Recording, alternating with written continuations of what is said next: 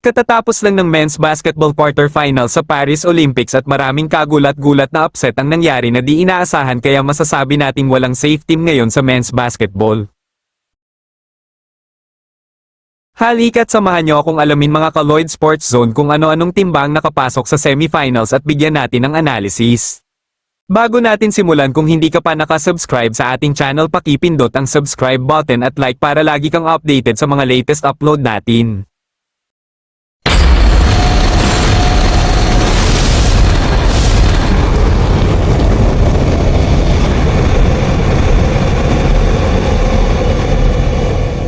Unahin na nating banggitin ang title favorite ngayong Olympics na Team USA. Tinambakan ng United States of America ang Brazil sa kanilang quarterfinals matchup para umabante sa semifinals round at makakalaban ulit nila sa semifinals ay ang team ni Nikola Jokic na Serbia.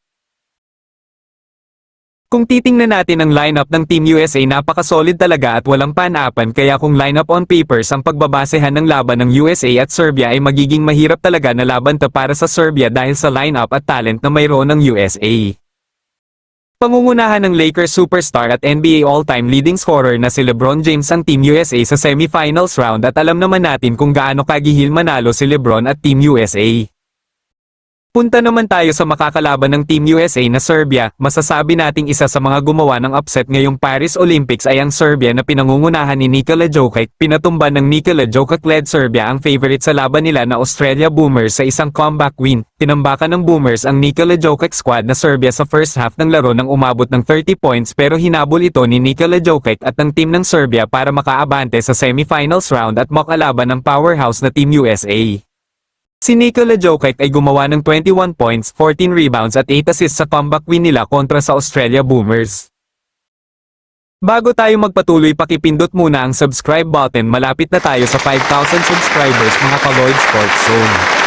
Para sa ating prediction, Team USA ang papasok sa finals ng men's basketball dahil sa lineup na meron sila at hindi nahahayaan ni LeBron-led Team USA na matalo sila sa isang semifinals round. Lipat naman tayo sa maghaharap sa kabilang bracket. Nakapasok sa kabilang bracket naman ay ang defending world champs na Germany matapos talunin nila ang Greece na pinangungunahan ni two-time NBA MVP na si Giannis Antetokounmpo.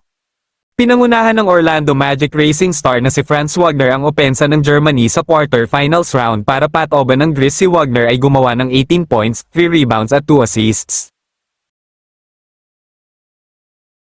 Aabante ang reigning defending champs sa semifinals para magkaroon ng pagkakataon na lumaban sa medal round. Makakalaban naman ng defending world champs na Germany ang host country at ang gumulat at ng upset sa finals favorite na Canada. Nakapasok ang France sa semifinals round matapos talunin ng Canada sa classic quarterfinals match para umabante at makatapat ang defending world champs na Germany. Pinangunahan ni Guerschon Yabusel ang opensa ng Team France para pabagsakin ang Canada. Si Yabusel ay umiscore ng 22 points at 5 rebounds. Sa paghaharap ng Germany at France sa group stage match nila ay tinalo ng Germany ang France, pero pagdating ng semifinals round alam naman natin na ibang usapan na yun, lalo na host country ang France. Ang prediction natin sa magiging showdown ng France at defending world champs na Germany ay tingin natin France ang makakalusot at papasok sa finals dahil malaking bentahe ang pagiging host country nila. Bago matapos ang ating video, huwag kalimutang mag-subscribe at like para lagi kang updated sa mga latest upload natin. Salamat mga ka-Lloyd Sports Zone.